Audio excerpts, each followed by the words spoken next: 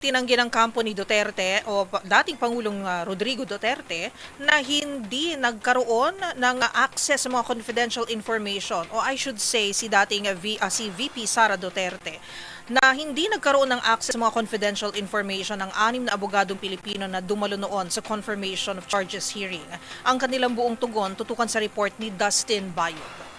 Sinagot na ng kampo ni dating Pangulong Rodrigo Duterte ang niyang petition ng prosecution team sa International Criminal Court o ICC tungkol sa isyu ng confidential information ng kaso. Sa sinapublikong tugon, sinabi ni Attorney Nicholas Kaufman, lead counsel ni Duterte, na wala itong binahagi mga sensitibong impormasyon sa mga pinangalanang tao ng prosecution, gayon din na nakatanggap sila umano ng mga ito. Hindi rin daw sila kailanman makatatanggap ng mga pribadong impormasyon, gayon din mga inihain na non-public filings na may kinalaman sa kaso ni Duterte.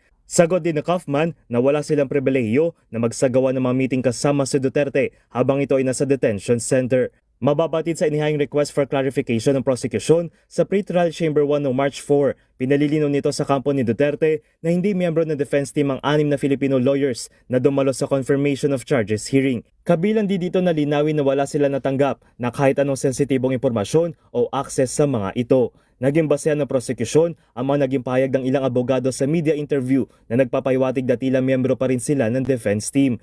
Tugon dito ni Kaufman, wag umano paniwalaan ang lahat ng kanyang mababasa, pwera na lamang umano kung ito ay konektado sa pagiging inosente ng dating Pangulo. Matatandaan noong Pebrero sinagawa ang confirmation of charges hearing ni Duterte, kaugnay pa rin sa kasong crime against humanity na may kinalaman sa kanyang termino bilang mayor ng Davao City at bilang presidente ng bansa.